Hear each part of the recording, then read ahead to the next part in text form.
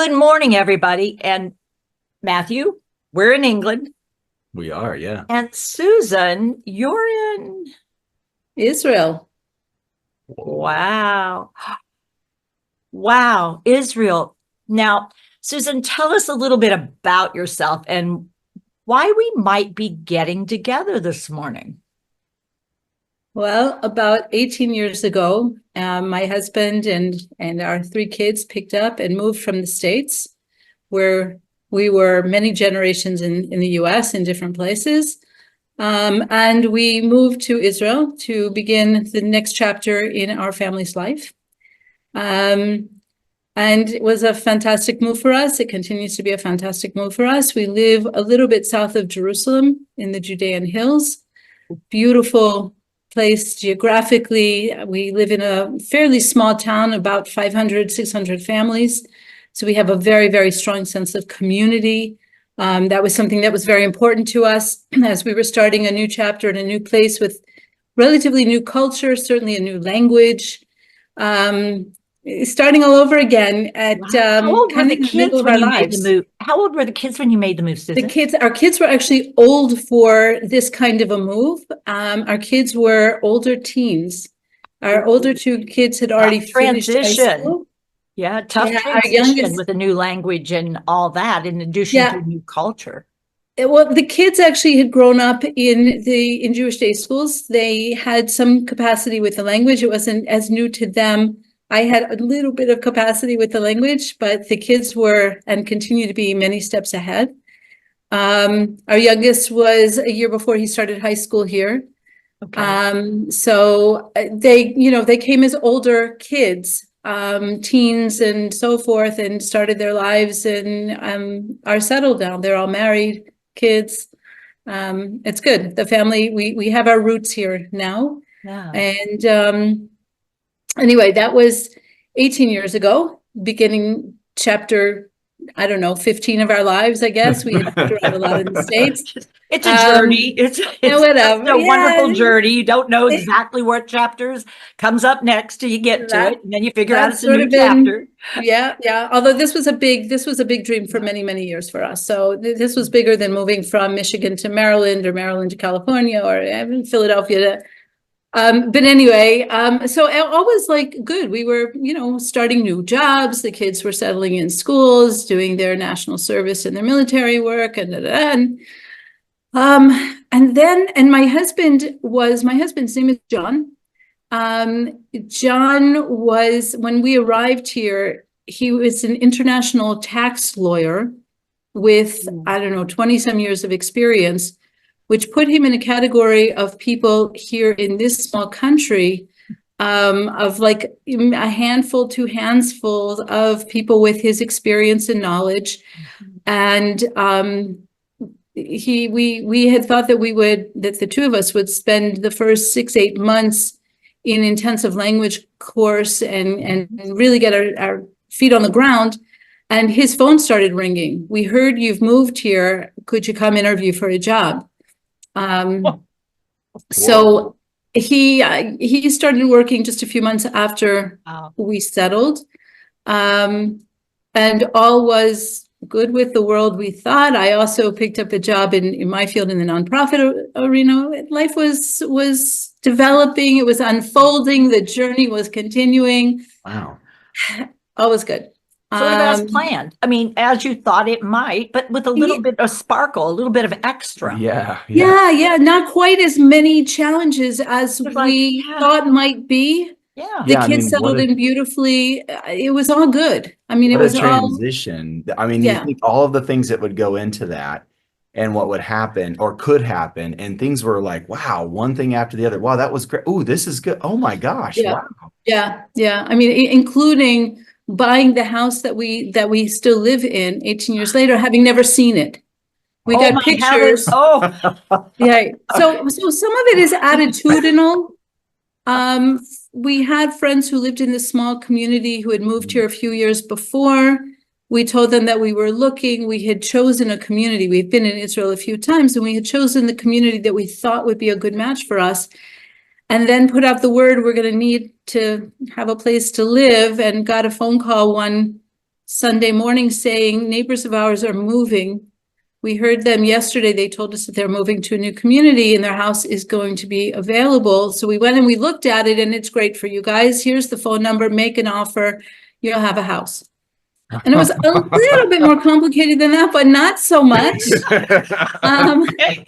And we literally, when we moved here about 6-8 months later, we walked into a home that we owned, that we had never walked into before. Wow. And I will tell you, I think it's a really important piece of our journey as the journey unfolds, because as I said, it's attitudinal. We had a roof over our heads, and we had hired an engineer here to check that the roof was solid over our heads. So there's some practical pieces. Yeah. It was affordable for us. We weren't going to put ourselves in a situation where if we didn't have an income in the next 3 months, 6 months, year, because who knew when that would come, that we would be able to continue to live in this home. Okay, so Susan, I'm going to pause for just a second, because we talk about using your pipes, making sure that you've got things. So you figured out the place, and you checked out the place to see. You figured out the people you wanted to be with, and you looked around, and you already established some people. You established a community before you moved into the community. Then you figured out the props you would need to bring with you. And you had those, and you also looked at what were the props around there that you didn't need to bring things from home. There would be things there for you. And then you figured out the programming, and some of it was a surprise. The work for your husband was a surprise. You had plans, your kids had school, but you also knew you were moving into a place where you would spend your time not working would give you a sense of pleasure, satisfaction, belonging. And then you also knew you had a roof over your head, a place to sleep, things to eat. You could take care of well-being. And living in the mountain, how bad could that be? I mean, it's like, that speaks my language. Yes, yeah. And then the last piece of possibilities, other possibilities, you had even taken care of some of those. So, I mean, you were really, really, and you evaluated it was working really well, actually, there for a bit. We are so privileged because we could look forward, and we could put some pieces in place, and we fell into a place or agreed to a place. We didn't build. When you mentioned one of the props is building the community, I didn't build it. I walked into a built community, but it was one that fit us. Yes, yeah. So now, did you know that ahead of time for sure, or you thought we had checked that out? No, we had checked that out. Okay, so and that's so important that you made sure before you move forward that was solid for you, because that was a 100%. Solid, important piece for you. Which is a huge 100%. Possibility. I mean, when you think about all the possibilities of what could happen, you were literally doing everything you could to really make sure the best you could. Things were set up. Things were going to work for you. Things were going to be, I mean, how many folks have that forethought to really look into those pieces or have that happen like that? How many folks have the privilege and the ability? Yes. I mean, I would tell you honestly, so much of this fell in our laps, and it was a matter of our eyes open to see the gifts as they're coming in. The gift that was possible. And I think, again, attitude is huge in this. Now, I have a curiosity. Who was more of the planner, you or your husband? I would, you know what?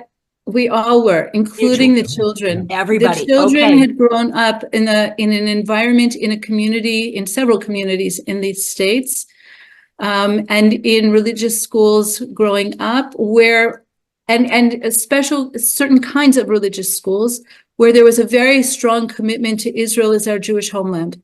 Okay. And so they were very much drivers in this. Otherwise, we would not have been able to successfully make this move. The transition with teenagers. Yeah. In fact, we were cautioned. Yeah. We were cautioned left, right, and center by people who are supposed to be the experts in the field. And we heard time after time after time, don't do this to your children. It will be, your dream will be their nightmare, and that will become your nightmare. And we kept having to say, but we're not doing it to our children. We're doing this with our children. Yeah. So we were all drivers in this. Yeah. Wow. Well, that I just wanted to check, given how things unfolded, whether. Yeah, no. John was as much a part of the planning. Okay. Very much so, very much Yeah. so. Yeah. This was none of us was being dragged, and none of us could shirk the responsibilities. Yeah. Even, I will tell you, even the decision as to where in Israel we would land, where we would live. We one night sat with all of the kids, 5 of us, in a very comfortable community in America. We opened up a map on the floor and said, okay, where should we move? Where, and it was an issue of where would be a meaningful choice for us. So there was value in the choice. Yeah. Totally. It wasn't, Wow. it wasn't about the cost of the housing. It was about, I mean, that was a player, that was a piece, But but for sure. I mean, you weren't stupid about that. I mean, it No, wasn't no, like, no, yeah, we no. got to move here because, no, but it was very much a values driven. The whole Wow. move was values driven, and where we were going to land was values driven. And the kids were very much, they were old enough to be part of that discussion and that decision. And so, Yeah. And they that were. made sense. And I will tell you that also speaks to the continuing unfolding story that our kids are so much a part of this. And so a family coming together in so Yeah. many opportunities that was a rehearsed and a well-known pattern. That was Yeah, not for sure. something unfamiliar. No. So, And we did that as we moved also in the States when the kids were younger, because we were never close to biological family. So every place that we set up shop again, and it was primarily moving with John's work opportunities. But we would find ourselves, if we would again check out what are the communities that meet our values, where can we exist in our religious life as we know it, where can we develop ourselves and continue moving forward. And each place we went, we found new adoptive friends that became family. So there you go. that was a pattern that was well established for us. I mean, again, your background speaks well for a journey you didn't at all anticipate taking, but ended up on, and it made it a very different journey than it might have been otherwise. It made it very livable. It has made it and continues to make it very livable. So now we get to the part about why would you in Israel be talking to me from the States why am I in the UK? I mean, the whole, like, let's just uncover the prize, which nobody wants to win, which is, somebody ends up with brain change. Yeah. So about, it's now 14 years ago. Wow. Right around this time. 14 years ago. There were some real changes happening with John. We saw them at home, but I don't think living with it, I had the perspective to really figure out how much change was going on. But things were happening in his workplace. And mind you, his work as an international tax lawyer, working with major companies, and I get cold chills just with the words. I don't need further explanation. I'm like, but very word centered. If you make a mistake. But very word centered, very number centered, very concept intellectual, and that was John. That was John. John was a books guy. You never saw him without books, open reading, and that continued for years and years after. I don't think the reading ability was still there, but comprehension wasn't there. But the ability of the eyes, I don't think to follow the word.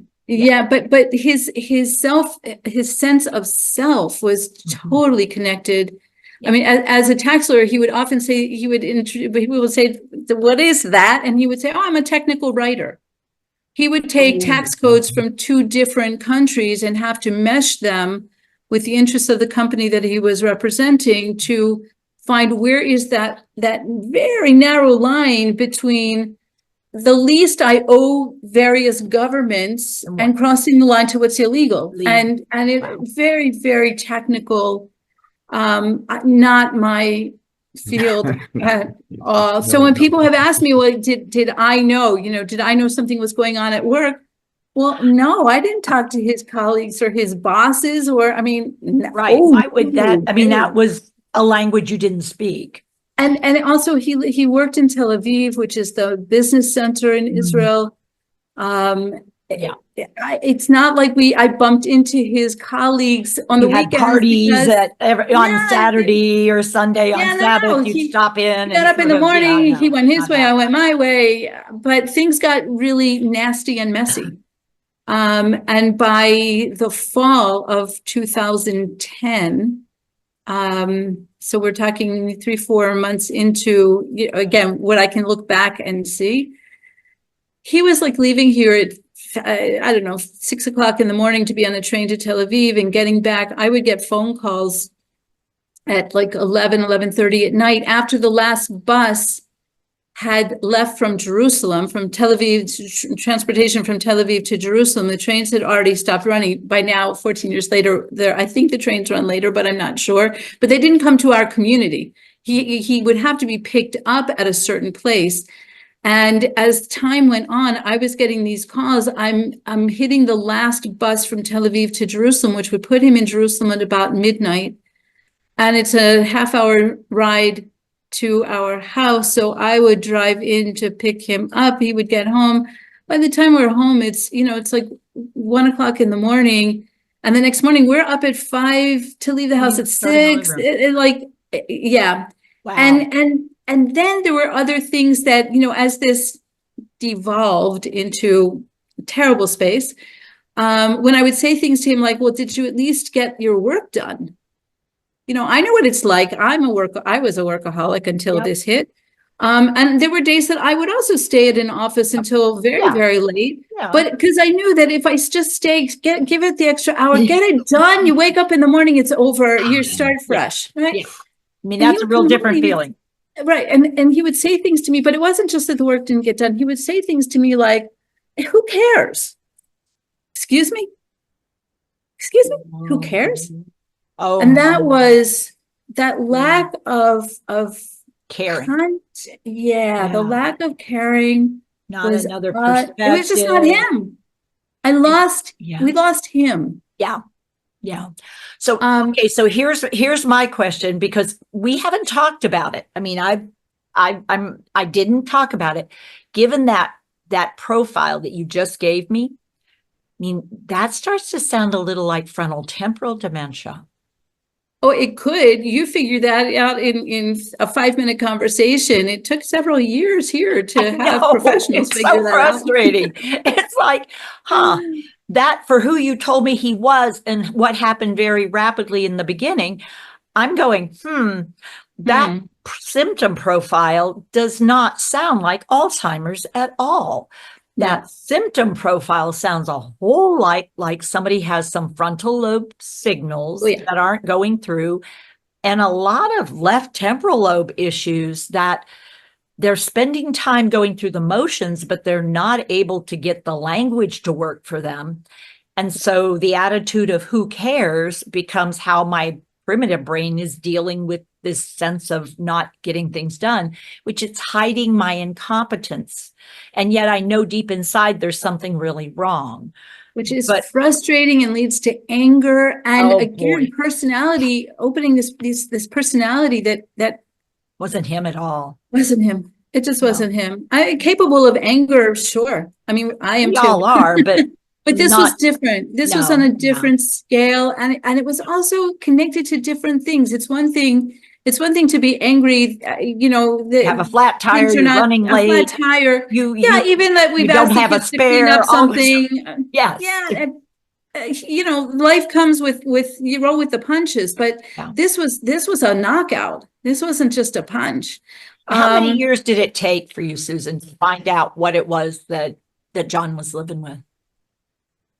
It took us not so long, somewhere between like 3 and 4 years. So wait a minute. Let me just re-say that. Not so long, 3 to 4 years of having a husband changing, trying to find answers to what is going on, probably getting some misinformation along the way about what was happening and how to manage it and what you should be doing and why it was going on. And then finally, there's no other solution but this, and feeling like, yikes, okay, well, all right, this is where we are. But that's a long time to sort of. Oh, it's a long mean, try to figure this out. It's a lot of hours in Yeah. 3+ years. A lot of hours. And by the time we got there, I was looking at time in hours. Yeah, I'm sure you were. Yeah. I mean, once he was fired, and he was fired from his job in the end of 2010. Ouch. With a letter that was a classic 2-sentence, thank you for your work here. There's no need to come back.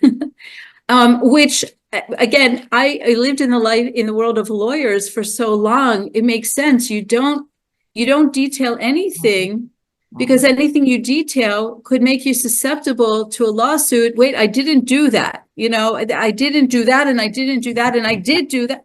So it's very generic. And even though here we're not nearly as litigious as in the States. But still. But lawyers are lawyers, and I got that.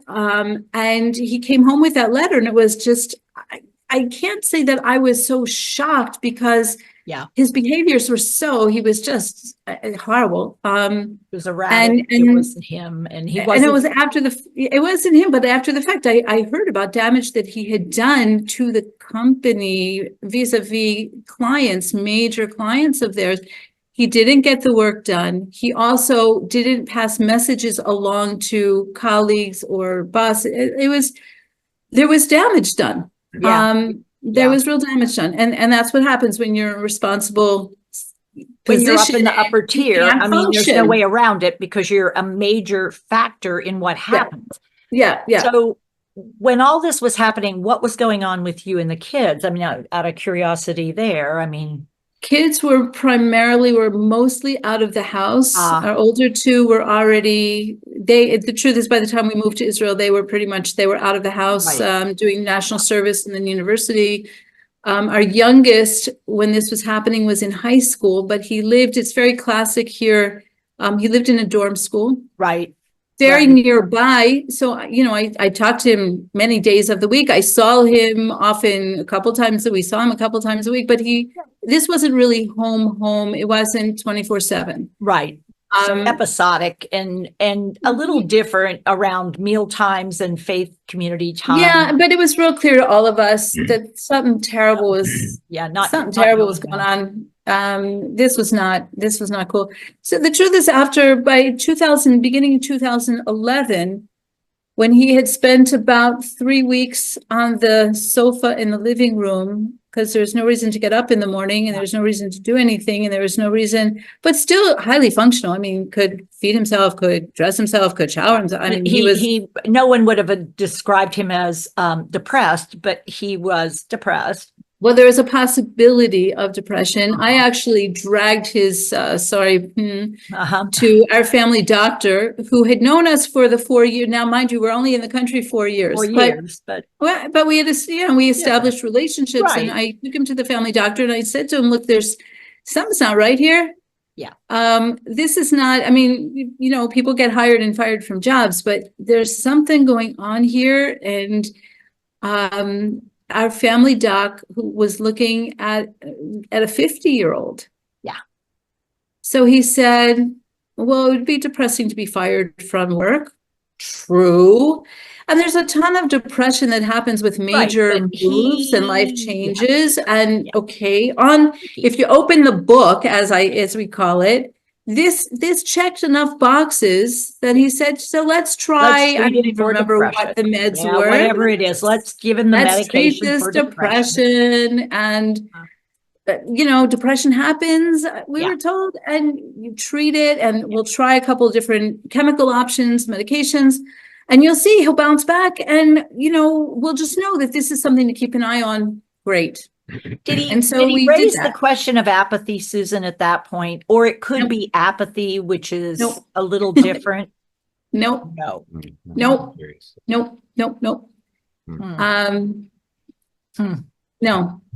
So we came home. And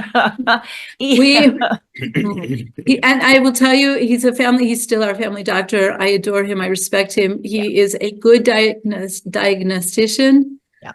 We've been there for any number of other issues. He had never in his professional career seen this, nor had he trained in it. He's our That's age. the frustrating part. Yeah. Okay. Bingo. Why would a family doctor be trained in what is a geriatric issue? Mm. And he's not looking at one of his older patients. He's looking at a 50-year-old. We're the same age. I mean, Yeah. And what I would say is the pieces when we don't fit train together. family practice doctors for this, we're making a huge mistake. But he was Got to be able trained. to at least pick up on the possibility these days. I agreed, and it may be in the training now. I don't know, but It this is a isn't. doctor who was trained. It is not. No. Okay, but I mean, again, his practice, he was at the Yeah. time, the doctor was 50 years old. Yeah. So he had trained 30 years before. Yeah, exactly. Yeah. So anyway, the meds didn't help. I can tell you, we did that for a few months. We played that for a few months. And then I, one day, after not seeing any real change, I went back to the doctor myself, because now we have a lot of animosity. For sure. Yeah. Apathy with animosity, it's a great combo.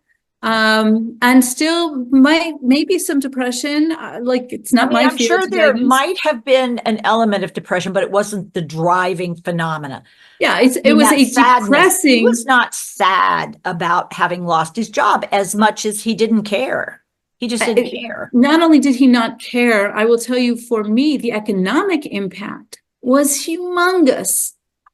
He, we have social services set up in this country. And so he went to apply for unemployment because that's an option available. But he didn't follow the rules where he would have to go back and check in once a month. And so that financial, and so, okay, as we know now, that was another clear symptom. And we can say he's non-compliant. That's not it. He can't sequence. He can't hold a sequence.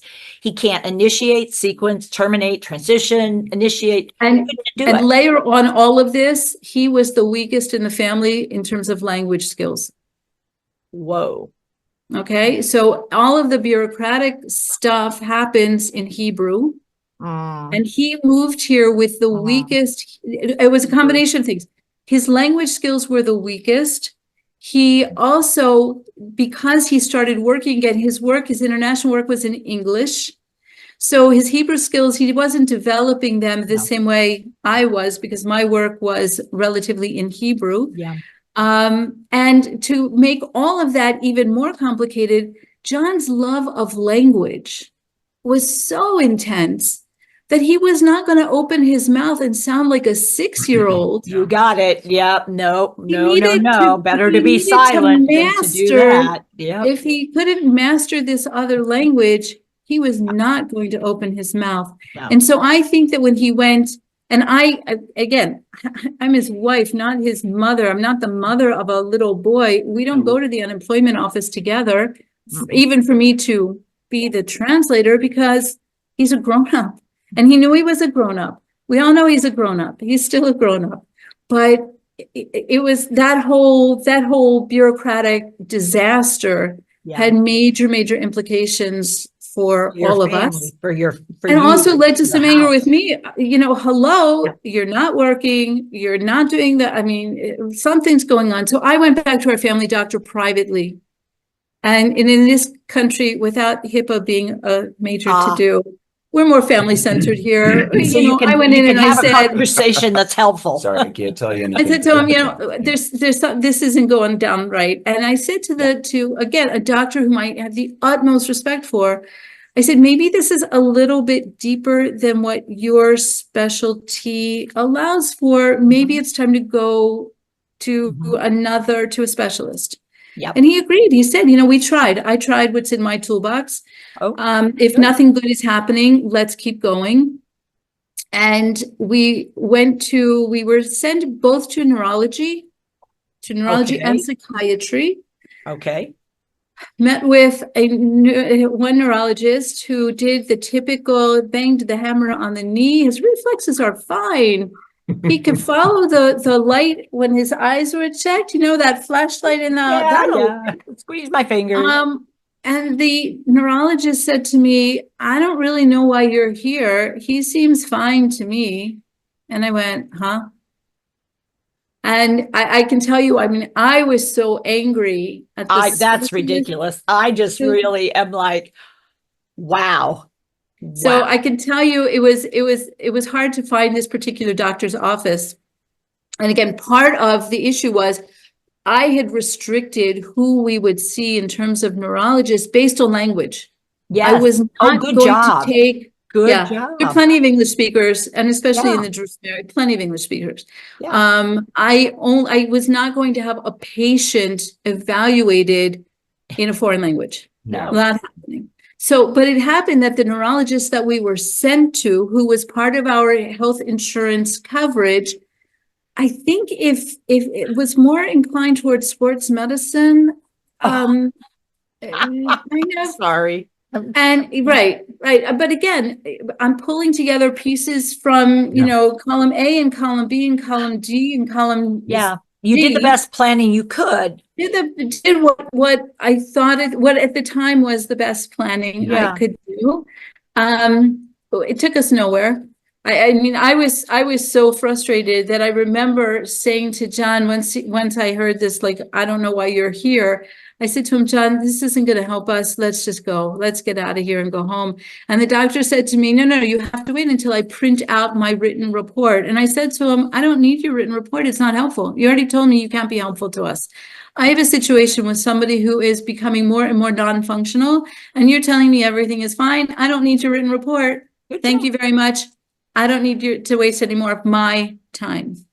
Nice job, Susan. I wish we had more people who would state what is true, which is, I came to you for assistance, for help. What you did was not helpful, nor is your report helpful. I don't need to wait for this. You're telling me straightforwardly you have nothing to offer me. Why should I wait around? You don't have the tools to help me, and I need tools. And I need help. I need help. I'm here because I need help. Something's wrong. Yeah. So we knocked that off the list. And in the meantime, our family doc had also said, you know what, let's see if there's somebody in psychiatry who has better meds. You know, like maybe we're still dealing with depression or something else psychiatric. Well, and I mean, and really, when we look at this, I mean, this is the status quo. This is the way, and everybody is truly trying to do the best they can. I do feel like this is what they've been given, and it's because it's this lack of awareness, appreciation that all good people. Yes, I mean, young onset dementia happens to young people. And there's a variety of options for it. Yeah. And so everyone should be aware, not only of the possibility, but when you see this profile, you should for sure have a little ding bell going off of, wow, okay, this does not make sense for this age group. You guys see this profile all the time. We do. Okay, let's go back to every professional I was dealing with up to this point. Had trained in medical school, had never seen this profile. No, I know. Yeah. It was completely unfamiliar. And Susan, you really hit the nail on the head too, about this idea of, well, this is for older folks, and that being one of the stigmas too. So it's like it's not even seen in a lot of times because no, we only see that stuff in older folks, so we don't connect the dots when we start to see those things because that's only something that older folks. And I would bet even at the company, if you were to go and ask them, what do you think was going on with John? I mean, just without the legal piece, they would have said, well, I think he was just incompetent and people sold us a bill of goods on this guy because, I mean, he just truly wasn't competent. Well, the truth is he had worked for them. He had worked for them for long enough that they knew he was competent. And I will tell you, I went back to that company. Did you? I'm curious. Yeah. Tell me more then. I went back to that company because I needed documentation.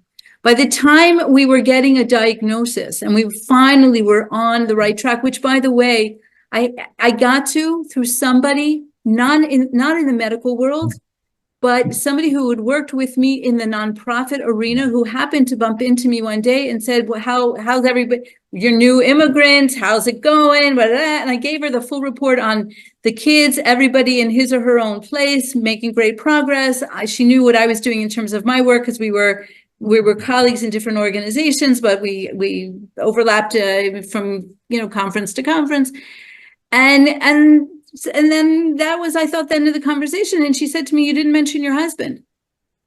Ooh. And I said, "Oh well, I'm not sure really what's going on, but he's not working, and there's something I'm not really sure. And she said to me, tell me a little bit what's going on. And as I described a little bit about the hell of household, she said it turns out that she had her ex-brother-in-law, her former brother-in-law, had made a disaster of family life in California. And after he had totally impoverished his family, wife divorced him for reason. I mean, with reason. Yeah. Her husband and another brother, I think, who lived here in Israel by then, brought the brother here to take care of him here after he was very, very much impaired. And so she saw this up close and front. And she said to me, we were sitting in her office at that time. She opened up the website of a leading institution in Northern California. I'm not sure that I would love to, but anyway, we don't have to go there. No, we don't, but we could. But anyway, fantastic place, very, very far away from where I was sitting. Yeah. And she said to me, and they had a list of symptoms. And she said to me, does any of this look familiar? And I went, oh, yeah, oh, no, not that. Thank God, not that. And oh, it was somebody was describing my life with a few really nasty things that hadn't hit. Yeah. And she said to me, I don't really know 100%, but Susan, I'm really concerned because I've seen this. And I can tell you there's nobody here who's going to be able to help you.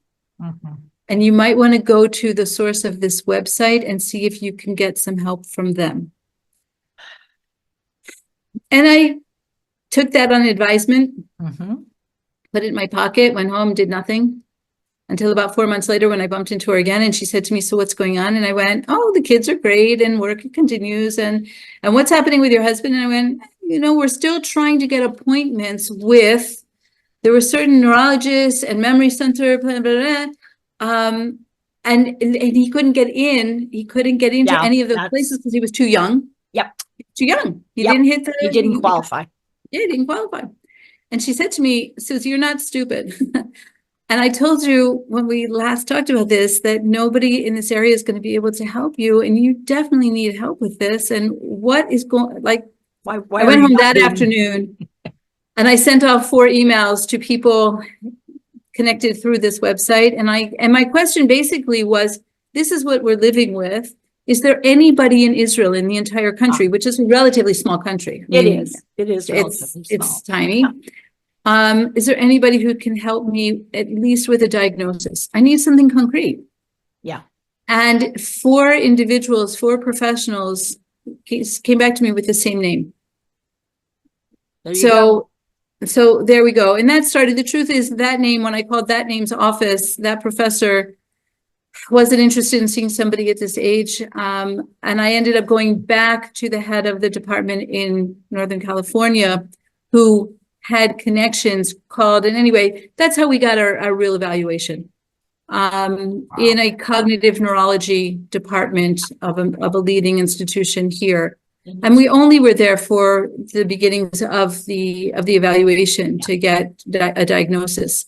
But because they had seen it. They knew what cognitive decline looks like in a cognitive impairment facility. So they knew which test to do. And but if not for that friend of mine, God only knows how long where it could have taken. And the fact that we got to this professor who had trained in Northern California for a few years, which was how the connection they had brought that over. But again, she had the liberty to say, not interested in this case. Yeah. And that's was hard. It was hard to accept. Getting there from where you were is often exactly the journey people with young onset end up being on, which is the life comes apart. And once your life is coming apart in many ways, you're trying to figure out what is happening here. And it takes a good bit to figure that out. Then finally you have that. And it's like, okay, now what? Because you think, okay, now I know what I'm dealing with finally. And you go, yes. And Okay. Right.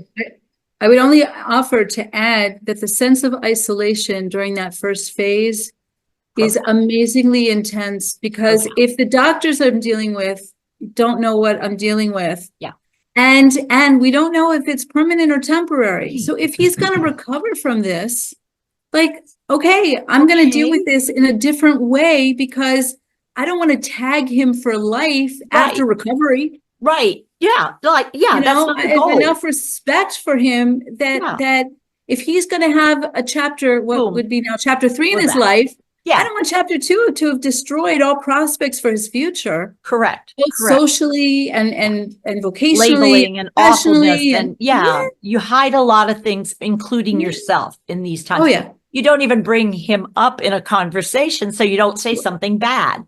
Right. Until somebody says, we need to talk about John. You're like, oh, John. Right. Yeah. Not so good. And then somebody has to be willing to continue the conversation and be curious, not judgmental, truly curious about what's happening, to be able to provide you that level of support. Yeah. Wow. So we're going to pause here, because this has been amazingly, just amazing. And I think there'll be a lot for people to think about. So thank you for pleasure. Thank you.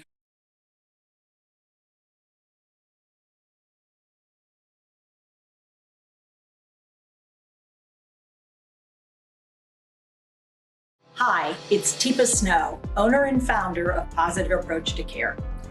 You found us here and you watched this video. If you found it helpful, if you liked it, like, comment, and share with people you know. And if you want more, consider following our page so we can let you know when something new pops up.